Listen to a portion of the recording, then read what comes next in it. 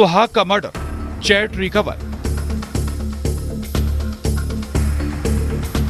मैं थक गई हूं, इसे मार डालूं, वरना मैं मर जाऊंगी। शादी के दूसरे दिन कत्ल का फरमान। राज सोनम में तकरार, मास्टरमाइंड कौन?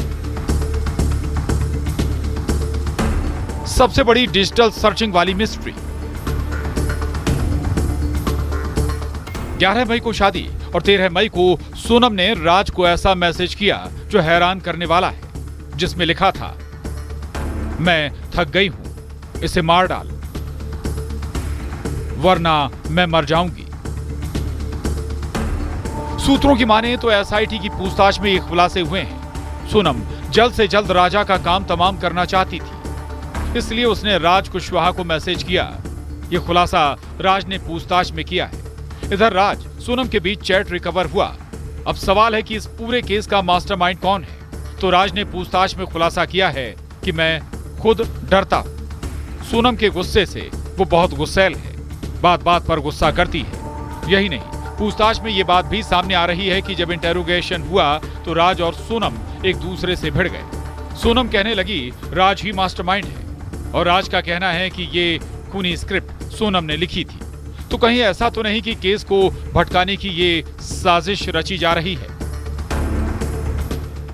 कन्फेस किया इन द सेंस कि वो उसने माना है कि she is part of the conspiracy, कि कॉन्स्पिरेसी में वो पार्ट है। लेकिन जो मतलब किसका प्लान था उसमें वो लोग ब्लेम गेम चल रहा है अभी। जैसा अभी सोनम राज को ब्लेम कर रहा है और राज सोनम को। अभी पांचों आरोपी शिलोंग में हैं। पांचों आरोपियों की 8 दिन की पुलिस रिमांड मिली है। इस 8 दिन में आखिर इनके हलक से कौन कौन सा राज बाहर आएगा? लेकिन एक और बात जो हैरान कर देगी, जिस जगह को कत्ल के लिए चुना गया वो ऐसी जगह थी जहां आसानी से पहुंचा नहीं जा सकता। यानी सोहरा की वो जगह जहां जमीन को लेकर डिस्प्यूट चल रहा है। यहां तक राजा को लेकर सोनम कैसे पहुंची? कॉन्ट्रैक्ट किलर कैसे गए? क्या इससे पहले सोनम यहां आ चुकी है? क्या पहले रेकी की गई? सोनम ने मोबाइल में क्या क्या सर्च किया? क्या ऑनलाइन सर्चिंग करके सबसे बड़ी मर्डर मिस्ट्री के लिए प्लांट की गई थी ये खौफनाक साजिश? देखिए, ये जगह जहाँ पे उसका मर्डर हुआ है वो एक टूरिस्ट स्पॉट है, लेकिन अभी उसमें कुछ फिलहाल एक डिस्प्यूट चल रहा है। मतलब वो कम्युनिटी लैंड है वो, तो ये कुछ क्लैंस का कुछ डिस्प्यूट चल रहा है, इसलिए ये टूरिस्ट स्पॉट को बंद किया हुआ था। मतलब अभी उसमें कोई टूरिस्ट नहीं जा रहा है। तो कैसा वहाँ उस जगह को चूज किया गया, उसको हम लोग को अभी इंटरोगेशन, प्रॉपर इंटरोगेशन सोनम और ये जो कॉन्ट्रैक्ट किलर्स है उसको इंटरोगेशन के बाद ही पता चलेगा। सर, कन्फेस किया आखिर सोनम और राज के बीच रिश्ता क्या है?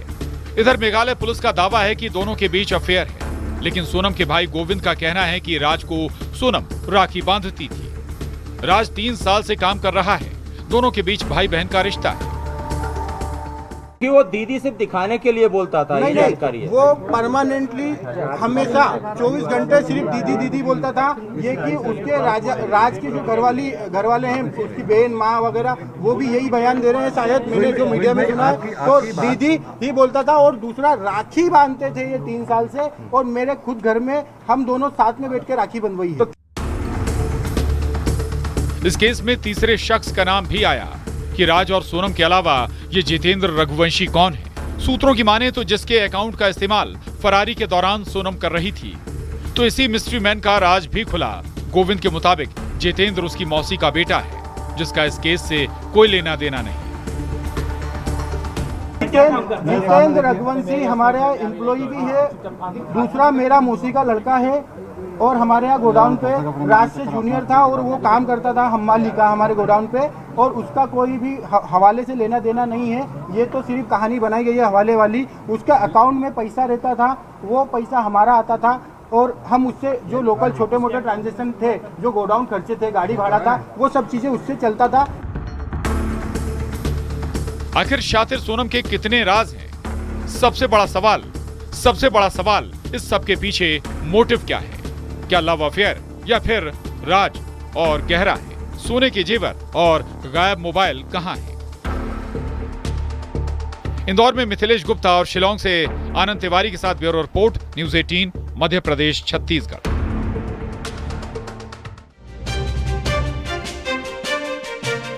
तो देखिए, राजा हत्याकांड ने सबके होश उड़ा दिए।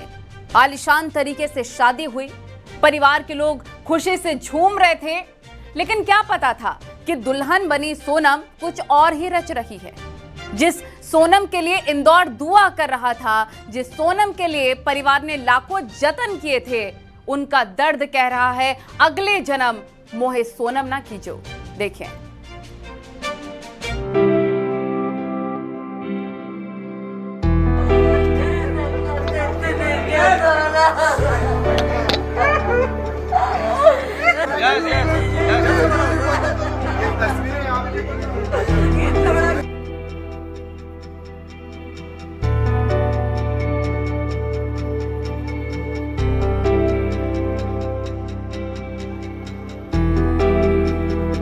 मुझे थोड़ा मेरी बहन से मिलने दीजिए।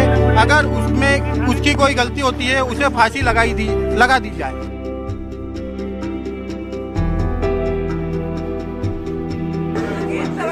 इस बेबसी को समझ सकता है कोई? इस एक फ्रेम में न जाने कितने रिश्तों के खत्म होने का दर्द है।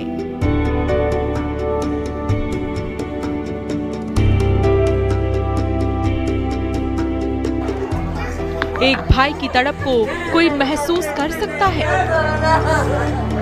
जिसे पता है वो मुजरिम नहीं, लेकिन लोगों की नजरों के बीच कैसे वो खुद को गुनहगार सा महसूस कर रहा है। सोनम का भाई होने का दर्द क्या होता है, इस आंसू में उस बेबसी को भी समझिए। आरोपी सोनम का भाई गोविंद जब राजा के घर गया अपनी बहन की गुनाहों की शायद माफी मांगने, या ये कहें कि हमें भी नहीं पता था जिस सोनम को प्यार से बिट्टी कहते थे वो बहन ऐसी निकलेगी। जिस सोनम की सलामती के लिए राजा के परिवार वाले दुआ कर रहे थे, उनकी आंखों में बहू ने ऐसे आंसू दिए, ऐसा जख्म दिया जो कभी भर नहीं पाएगा। राजा की मां की तड़प, उसकी चीखें सुनकर महसूस किया जा सकता है इस दर्द को।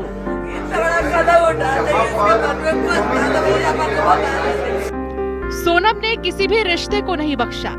जिस बेटी को परिवार ने डोली में विदा किया था, अपनी ही बेटी की इस खूनी साजिश पर परिवार आंसू बहा रहा है, कैमरों से छुप रहा है, दुनिया से नजरें नहीं मिला पा रहा है। ना जाने कितने रिश्तों का कत्ल कर दिया सोनम ने। अगर राजा को सोनम ने मरवाया तो मैं कड़ी से कड़ी सजा चाहती हूँ। फांसी। सिर्फ परिवार ही नहीं, देश में हर किसी के जहन में यही सवाल है। सोनम जैसी शातिर लड़की किसी की ना हो, ऐसी बहू किसी को ना मिले, ऐसी बेटी से तौबा तौबा। जिस इंदौर शहर ने सोनम की सलामती के लिए मार्च निकाला था, पोस्टर लेकर कह रहे थे इंदौर की बेटी को ढूंढ कर लाओ, आज वही सोनम के पोस्टर जला रही है। इंदौर के दामन पर सोनम की ये साजिश दाग बन गई है।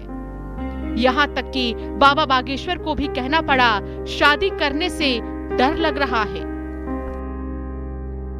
अभी भारत में तो पत्नियों का बड़ा ट्रेंड चल रहा है। एक से एक खतरनाक नीले ड्रम वाली देवियां निकल रही हैं।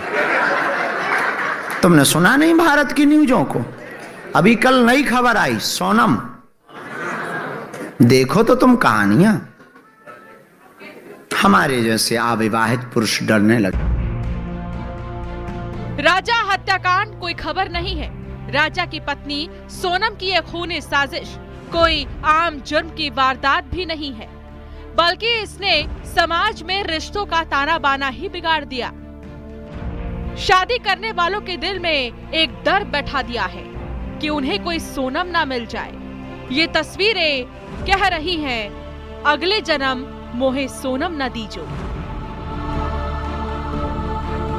इंदौर में मिथिलेश गुप्ता के साथ bureau report, news 18, Madhya Pradesh, Chhattisgarh.